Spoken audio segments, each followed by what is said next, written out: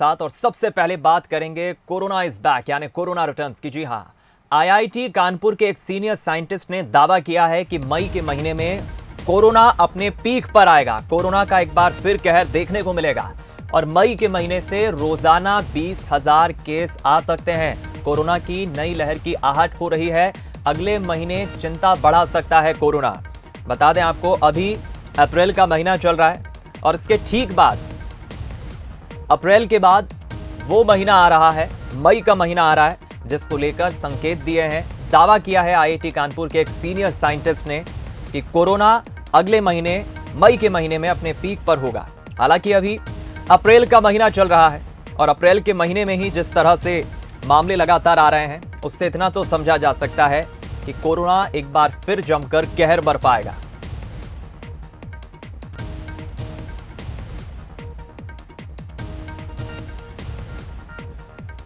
तो देखिए, मई से रोजाना 20,000 केस आ सकते हैं। अब सवाल यह खड़ा होता है कि क्या देश और दुनिया के लिए कोरोना एक बार फिर खतरा बन रहा है? क्या हम लोग इस महामारी की एक और लहर का सामना करने जा रहे हैं? देश में पिछले 24 घंटों के अंदर कोरोना वायरस इन्फेक्शन के 5,335 नए मामले सामने आए हैं, जबकि 6 संक्रमित मरीजों की मौत हुई। बुधवार को सामने आए कोरोना मामलों के मुकाबलों में 20% ज्यादा है। स्वास्थ्य मंत्रालय की माने तो देश में कुल संक्रमितों की तादाद अब करीब 4.5 करोड़ हो गई है। इनमें से लगभग 5,31,000 मरीजों की मौत हुई है। इसके साथ ही एक्टिव केस बढ़कर 25,500 हो गए। बीते 24 घंटे में कुल 2800 मरीज ठीक होकर घर लौटे हैं।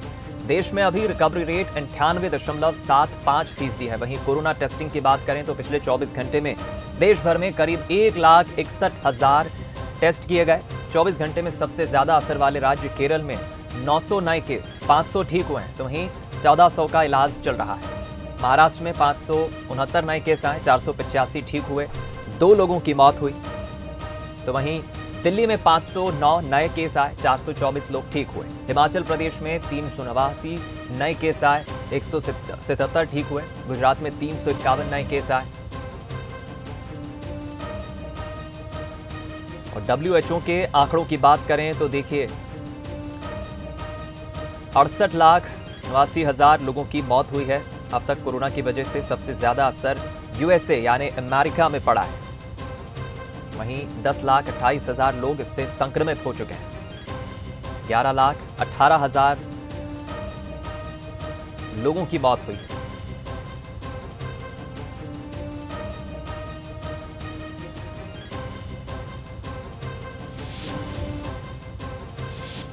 इधर छत्तीसगढ़ की बात करें तो 24 घंटे में 59 नए मरीज मिले हैं। रायपुर में सबसे अधिक 16 नए मरीजों की पहचान हुई है।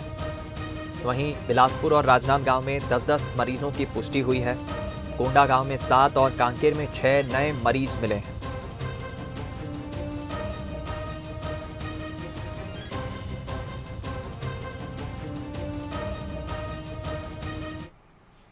चलिए, मध्य प्रदेश और छत्तीसगढ़ के अलग अलग शहरों का हम रुख करेंगे। कोरोना को लेकर स्वास्थ्य विभाग की क्या तैयारी, इस पर हम बातचीत करेंगे। हमारे साथ इंदौर, जबलपुर, बिलासपुर और रायपुर से 4 सहयोगी रिपोर्टर्स जुड़ रहे हैं।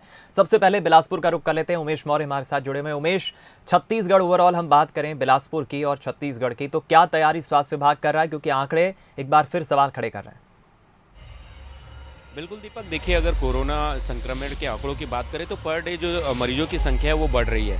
उसकी मुख्य वजह यह भी है कि जो टेस्टिंग का जो दायरा है वो स्वास्थ्य विभाग ने बढ़ा दिया है। और स्वास्थ्य विभाग ने जब टेस्टिंग का दायरा बढ़ाया है तो बड़ी संख्या में जो मरीज है वो टेस्ट कराने पहुंच रहे हैं। एंटीजन के माध्यम से, RT-PCR के माध्यम से जो रिपोर्ट अब निकल कर आ रही है, जैसे कि आपने बताया कि 59 नए मरीज जो है वो छत्तीसगढ़ में आए हैं। बिलासपुर की बात करें तो बिलासपुर में 3 दिनों के भीतर 8, 10 और फिर 9 मरीजों की पहचान की गई है। तो इससे अंदाजा लगाया जा सकता है कि लगातार जो कोरोना का जो आंकड़ा है वो धीरे धीरे बढ़ रहा है। ये जो आंकड़ा है हमें पहली लहर की याद दिलाती है। शुरुआत में भी इस तरीके की देखा गया था कि जब कोरोना अपने चरम पर था तो धीरे धीरे जो संक्रमण का जो आंकड़ा था वो बढ़ रहा था और वो इतना भयावह हो चुका कि दूसरे और तीसरे लहर में उसकी जो स्थिति जो है वो देखने को मिली थी। लोग हाहाकार हो गए थे, लोगों की मौत हो रही थी। अगर बिलासपुर की ही बात करें तो 2 लोगों की इलाज के दौरान मौत हो गई है बीते दिनों। और यहाँ पर अब स्वास्थ्य विभाग और जिला प्रशासन ने जो तमाम व्यवस्थाएं की गई थी निजी अस्पतालों में और सरकारी अस्पतालों में टेस्टिंग का दायरा बढ़ाने के लिए, इसके साथ ही आइसोलेशन वार्ड और ऑक्सीजन की जो पाइपलाइनें जो खराब हैं उनको दुरुस्त करने का निर्देश दिया है। फिलहाल सभी व्यवस्थाओं को दुरुस्त जिला प्रशासन के द्वारा, स्वास्थ्य विभाग के द्वारा किया जा रहा है और लोगों से भी अपील की जा रही है कि बिना ऐसे जगह पे जहां पर संक्रमण का खतरा हो, वायरस फैलने का खतरा हो, मास्क का उपयोग करें। कोविड-19 के जितने भी गाइडलाइन थे उनको फॉलो करने के लिए वो कह रहा है। देखना यह होगा कि किस तरीके से अब स्वास्थ्य विभाग इन आंकड़ों को रोक पाता है और क्या लगातार जो मामले बढ़ रहे हैं उसमें कहीं ना कहीं जो खामियाजा कहीं ना कहीं जनता, आम लोगों की वजह से होता है। तो क्या जनता इस बात को समझती है कि उनको किस तरीके से एहतियात बरतना होगा, कोविड-19 का पालन करना होगा, तभी जाकर इस तरह के आंकड़े को रोका जा सकेगा। जैसे कि आपने बताया कि मई का महीना पीक हो सकता है, तो ये एक बड़ा खतरा हो सकता है आने वाले समय के लिए। ऐसे में अभी से सचेत होने की जरूरत है। दीपक, चलिए आप बने रहे उमेश। फिलहाल ये तो बात हुई बिलासपुर की, हमारे सहयोगी उमेश ने अपडेट दिया। अब राजधानी रायपुर का भी रुख कर लेते हैं। कुलेश्वर हमारे साथ जुड़े हुए हैं। कुलेश्वर, रायपुर में भी लगातार जो आंकड़े बढ़ रहे हैं कोरोना मरीजों के, जो पहचान हुई है नए चिन्हित मरीजों की, वो यही सवाल खड़े कर रहे हैं। फिलहाल स्वास्थ्य विभाग की क्या तैयारी? देखिए, बिल्कुल प्रदेश के अधिकांश जिलों से अब कोरोना के संक्रमित मरीज मिलना जो है शुरू हो गए। निश्चित तौर पे बेहद चिंता का विषय है क्योंकि छत्तीसगढ़ बहुत ही बेहतर स्थिति में, लेकिन जिस तरह से अचानक फिर से मरीजों की संख्या बढ़ रही है वो काफ़ी चिंता का विषय है। हालांकि स्वास्थ्य विभाग जो है इसमें बाकायदा नज़र बनाया हुआ है। सबसे ज़रूरी यही है कि लोगों को जागरूक होना पड़ेगा। हमने पहला लहर, दूसरा लहर भी देखा है।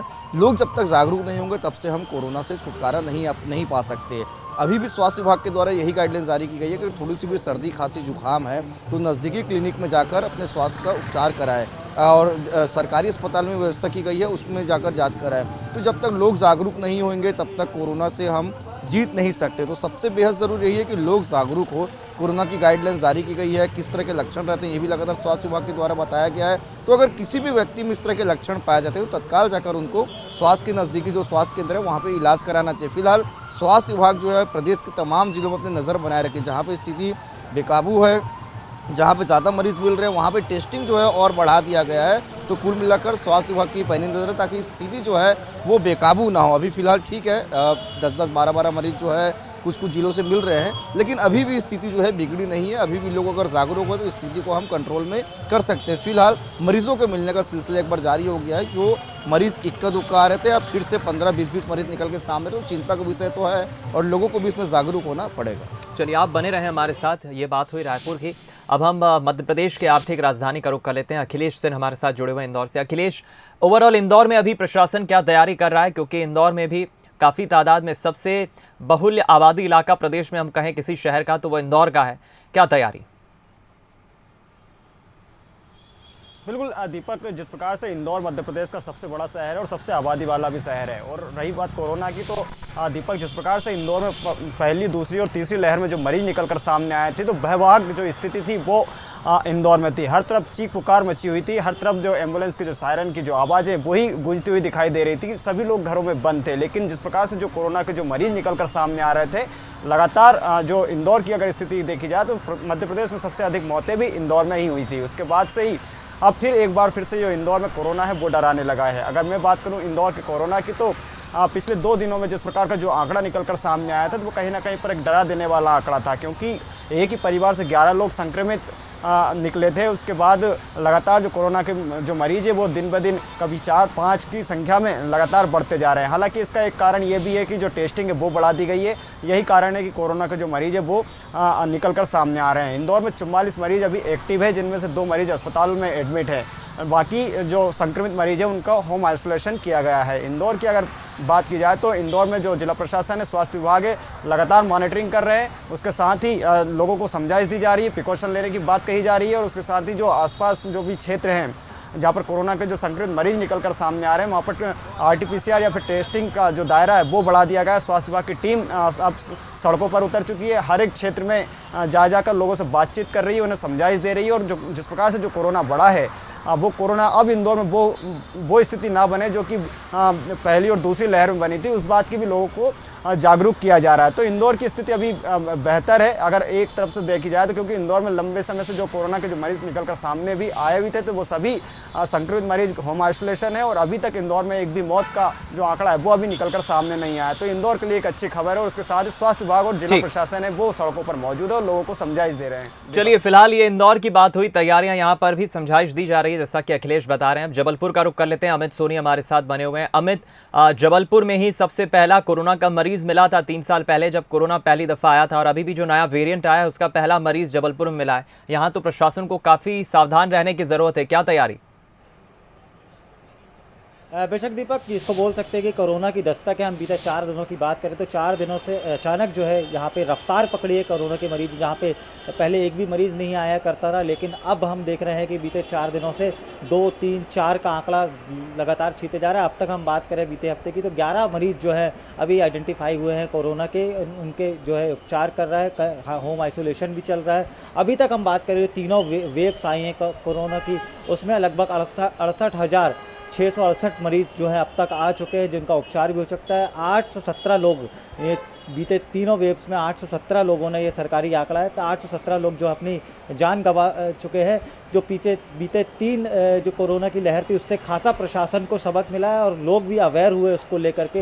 हालांकि सरकारी की तरफ से अभी कोई गाइडलाइन जारी नहीं की गई है कोरोना को लेकर के कि आप कोरोना के प्रोटोकॉल का पालन करें। लिखित तौर पे कोई भी गाइडलाइन जारी नहीं है। हाँ, मौखिक तौर पे एक दूसरे से ज़रूर ये बोल रहे हैं कि कोरोना जो है धीरे धीरे रफ्तार पकड़ रहा है, तो कोरोना की कहीं ना कहीं गाइडलाइन का भी जो है पालन जो है, जीनोम सैम्पलिंग की भी यहाँ पे बात की जाए तो जहाँ पे भी जीनोम सैम्पलिंग भी यहाँ पे बड़ी मात्रा में की जा रही है। जो डाउटफुल जो हैं लोग, उनकी जीनोम सैम्पलिंग भी यहाँ पे की जा रही है। तो कोरोना धीरे धीरे रफ्तार पकड़ रहा है। हालांकि जो वैक्सीन है उसका भी टोटा यहाँ पे देखने में आ रहा है कि वैक्सीन भी जो है अभी मौजूद नहीं है जबलपुर में, जिसको लेकर के जिला प्रशासन गंभीरता भी दिखा रहा है। तो जल्द ही एक बड़ा कोटा जो है वैक्सीन का जबलपुर आएगा, साथ ही जल्द ही जो है गाइडलाइन जारी हो जाएगी कोविड को लेकर के। जी, बहुत शुक्रिया अमित आपका इस बातचीत के लिए, और अखिलेश आपका भी शुक्रिया, कुलेश्वर आपका, और हमारे साथ उमेश जुड़े। आप चारों सहयोगियों का बहुत शुक्रिया। मध्य प्रदेश, छत्तीसगढ़ के अलग अलग शहरों से हमने सहयोगियों से जानने की कोशिश की। कोरोना लगातार जो बढ़ रहा है इस पर